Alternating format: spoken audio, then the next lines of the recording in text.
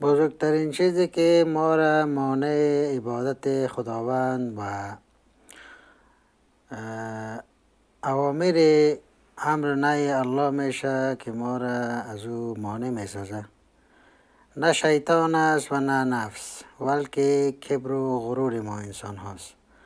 خصوصا ما مسلمان ها به اندازه کبر و غرور میکنیم که گاهی فکر میکنیم که همه چیز پروردگار عالم میبخشه و هزار چیزی که پیرامون از او است از ما میگذره، در صورتی که رقم نیست. الله متعال بارها در آیاتهای مکرر خودش گفته که ما همه چیز میبخشم مگر ای که کبر و غروره.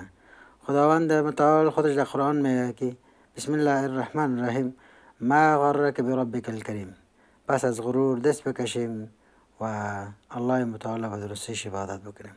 السلام علیکم.